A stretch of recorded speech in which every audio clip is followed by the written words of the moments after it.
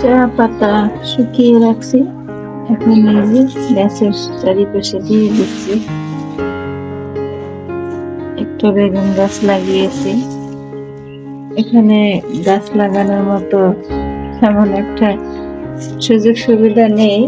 বারান্দায় যদি গাছ লাগাই তাহলে দেখা যায় যে যে কাপড় চোপড় রোদ্র দিতে একটু অসুবিধাই হয়ে যাবে, যেহেতু বারান্দা এমনিতেই লম্বা আছে কিন্তু চওড়া একেবারেই কম। তো আমার পুরাতন বাসার বারান্দাটা অনেক চওড়া ছিল, সেই জন্য সুবিধা হয়েছে, গাছও লাগাতে পারছি এবং কাপড় চোপড় রৌদ্র দেওয়ার ব্যবস্থা করতে পারছি। তো এখানে আর সেটা হবে না। আর এই বাড়িওয়ালার ছাদ কিন্তু আমার মোটেই পছন্দ না, যেহেতু বাড়িওয়ালা নিজে ছাদে মুরগি পালে, কবুতর পালে, সেক্ষেত্রে ছাদটা কিন্তু অনেক নোংরা। নোংরা জিনিস আমার ভালো লাগে না।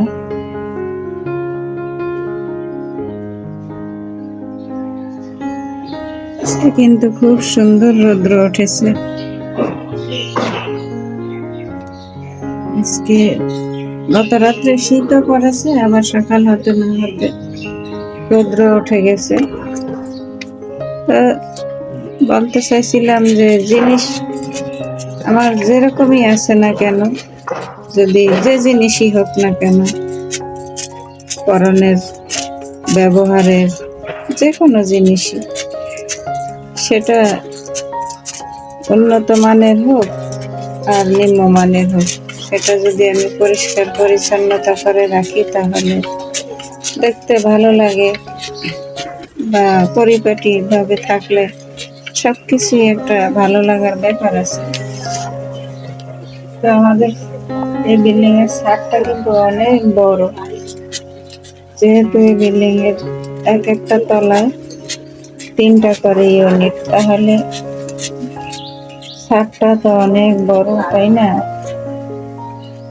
কিন্তু ছাদের যে পরিবেশ, আমি আসছে প্রথম 2 দিন গেছিলাম ছাদে, তারপর আমার আর যেতে ইচ্ছে করছে না। জায়গা আছে প্রচুর,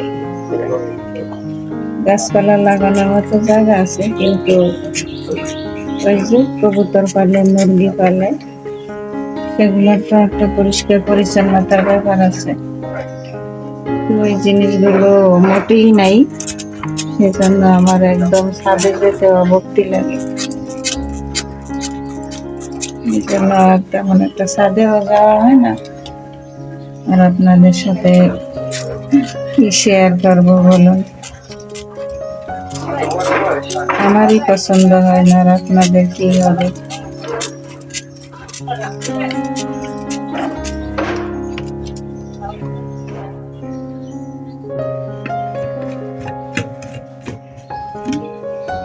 ক্যামেরায় রুমটা গুছিয়ে নিয়েছি, আর এই তো এখন একটু চা খেয়ে নেব বা পান করে নেব, যেটাই বলুন না কেন।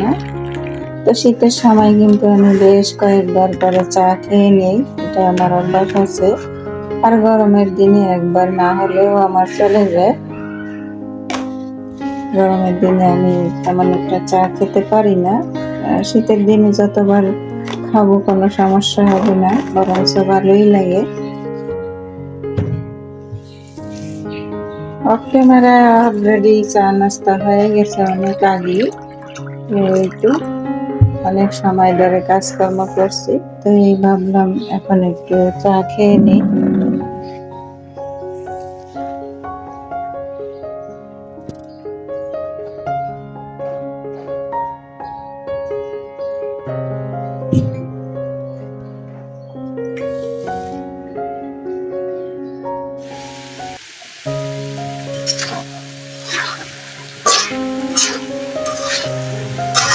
এই তো দুপুরে রান্না চলে আসলাম।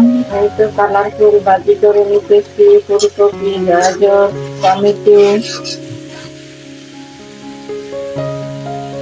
শীতের দিনে বিভিন্ন সবজি ভাজি খেতে ভালোই লাগে আমার কাছে। তো প্রতিদিনই একটা না একটা কিছু ভাজি থাকবেই, আর সঙ্গে তো পাতলা ডাল আছেই।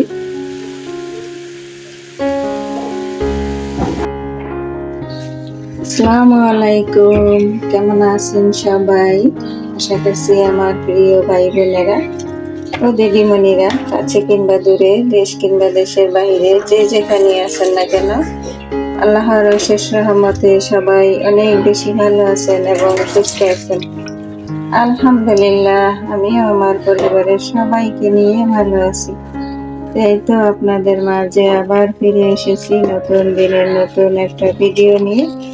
আশা রাখতেছি আমার আজকের ভিডিওটি আপনাদের কাছে ভালো লাগবে ইনশাআল্লাহ। তো আমার সাথে থাকুন আর দেখতে থাকুন। আর আমার প্রিয় ভাই বোনেরা ও দিদিমণিরা, ভিডিওটি ক্লিক করার শুরুতেই একটা লাইক দিয়ে পুরো ভিডিওটা দেখে নেওয়ার অনুরোধ রইল। সবাই সবাইকে একটু সাপোর্ট করবেন, তাহলে আমরা সবাই এগিয়ে যেতে পারবো ইনশাআল্লাহ। আমি তো অনেকটা পিছিয়ে গিয়েছি, যেহেতু আমার ফোনটা নষ্ট হয়ে গেছে। এই তো প্রায় 20-25 দিন হয়ে গেছে, এখনো কিন্তু আমি ফোনটা সারতে পারিনি। সেই জন্য আমি সেইভাবে আপনাদের সাথে একটু হাঁটতে পারিনি। আশা রাখি আমার এই কষ্টটা আপনারা বুঝবেন, কারণ সব মানুষ বলতে মানুষের বিপদ আপদ হতেই পারে, থাকতেই পারে। তো এটা কিন্তু উভয়কে বোঝা উচিত আমি মনে করি। আমি মেয়েদের ফোন দিয়ে যতটুকু সম্ভব আপনাদের ভিডিওগুলো দেখে দিই। তো ইতিমধ্যে আমার অনেক আপুরা দিদিরা কিন্তু আমাকে ভুলেই গেছে। তো আমি 2-3 দিন পরে সময় সুযোগ করে একটা ভিডিও কিন্তু আপলোড দিই, তাও অনেক কষ্ট করে। তো দেখা যায় সেই ভিডিওতে আমার তেমন কোনো ভিউ করে না। তারপরেও বলবো আলহামদুলিল্লাহ, যতটুকু আমার রিজিকে আছে ততটুকুই হবে, এটাই আমি বিশ্বাস করি। তো আমি কিন্তু কারো প্রতি রাগ বা ক্ষোভ কোনোটাই নেই। আল্লাহ মানুষকে চাইলে যে কোনো সময় হেদায়েত দান করতে পারেন। তো আমার সেই জায়গা থেকে বলছি, তো মানুষ যদি নিজের মন থেকে না দেখে, কেউ কিন্তু বলে করে সেটা যে কোনো কাজ করানো যায় না। তো যার ভালো লাগে দেখবে, যার ভালো লাগে না দেখবে না, তাতে কোনো আফসোস নেই। দুনিয়ার মানুষগুলাই বড় স্বার্থপর। আমি আপনার পিছনে আছি, তো আপনি আমার পিছনে থাকবেন, এটাই নিয়ম। তো এই তো আপনাদের সাথে কথা বলতে বলতে এদিকে আমার মানি প্ল্যান্টের গাছগুলো পানি পাল্টিয়ে দিচ্ছি, আর গাছগুলো একটু ধুয়ে নিচ্ছি, পরিষ্কার করে দিচ্ছি।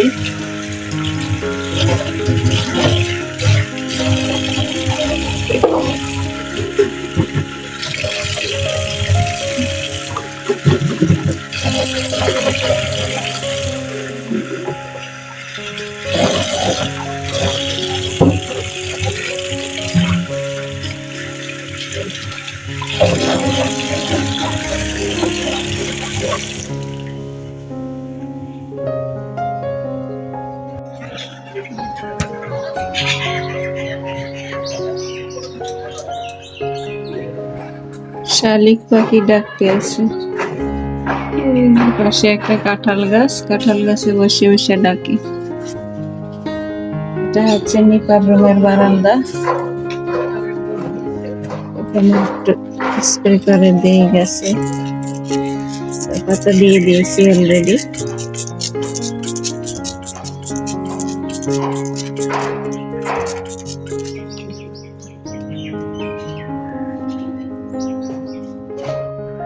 বাগান বিলাস গাছটা হয়েছে মাশাআল্লাহ। ভয় পেয়েছিলাম মরে যায় কিনা, কিন্তু আল্লাহ সব বাঁচিয়ে রাখছেন।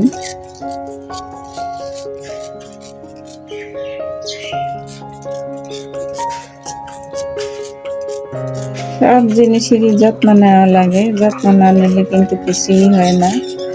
আর পরিষ্কার পরিচ্ছন্ন রাখতে হয়।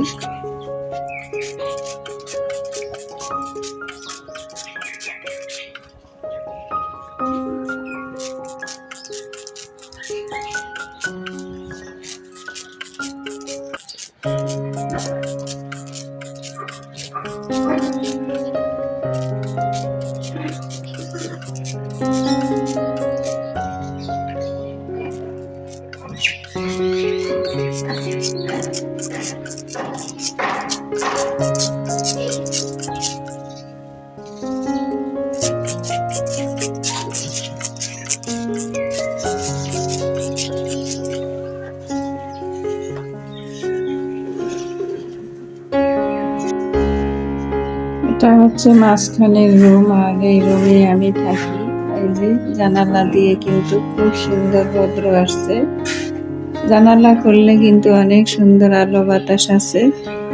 তো এক সাইডে আমি এই যে বেডটা করে নিয়েছি, আর এক সাইডে দিয়ে এই যে ডাইনিংটা রেখেছি, আর এক সাইডে তো ওয়ার্ডরোবটা রেখেছি।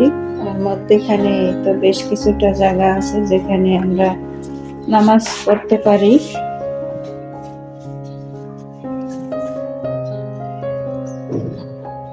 এখন এই রুমটা আমি অফ ক্যামেরায় গুছিয়ে নেব। এই তো গাছগুলো এখন জায়গা রেখে দিচ্ছি, আমার মেয়ের পড়ার টেবিলে এই গাছগুলো রেখে দিয়েছি। যেহেতু এই বাসাটা আগের বাসার থেকে অনেকটা ছোট, সেহেতু আমাদের একটু সব জিনিসই এলোমেলো হয়ে গেছে। করার কিছু নেই, নিজের বাজেটের মধ্যে চলতে হবে, এটাই নিয়ম। দেখা যায় কি আমরা হলাম মধ্যবিত্ত, বাজেটের বাহিরে চলতে গেলেই কিন্তু আমাদের অনেক বিপদ সম্মুখীন হতে হয়।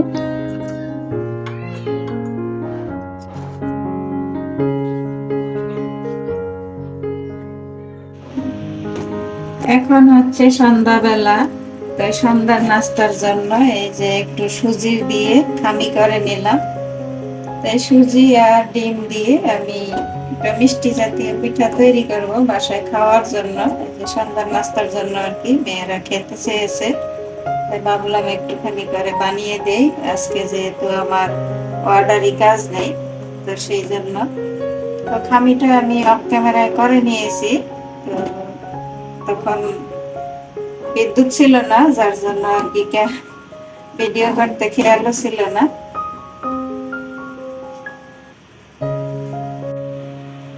খামিটা গরম অবস্থায় আমি একটি ডিম দিয়ে দিচ্ছি। গরম অবস্থায় ডিম দিলে ডিমের যে একটা স্মেল থাকে সেটা কিন্তু আর থাকে না। অনেকে হয়তো নাও জানতে পারে, আর যারা জানে তো জানে, আর যারা না জানে থাকেন তারা এখন থেকে জেনে নিন। গরম খামির মধ্যে ডিমটা যদি এভাবে দিয়ে দেন আর মিক্স করে দেন, তাহলে ডিমের যে আলাদা একটা স্মেল আছে সেটা কিন্তু আর পাওয়া যায় না। অনেকে কিন্তু ডিমের যে একটা স্মেল, এটা অনেকে সহ্য করতে পারে না, বা অনেকে দেখা যায় ডিমের পিঠা খেতে পারে না। তো এভাবে যদি খামি গরম থাকতে থাকতে আপনি ডিমটা দিয়ে দেন, তাহলে কিন্তু কোনো ডিমের কোনো স্মেলই পাবেন না, বলতেই পারবেন না যে এটা ডিম দিয়ে তৈরি করা। এই তো দেখুন, ডিমটা দিয়ে দেওয়ার পরে খামিগুলো একদম শক্ত আকারে ধারণ করে নিয়েছে।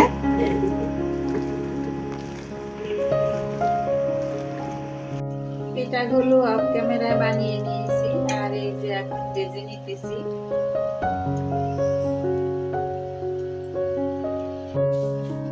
এই তো অফ ক্যামেরায় পিঠাগুলো শিরা থেকে তুলে নিয়ে চলে আসলাম ডাইনিং এ। এখন মেয়েদেরকে নিয়ে নাস্তা করে নেব।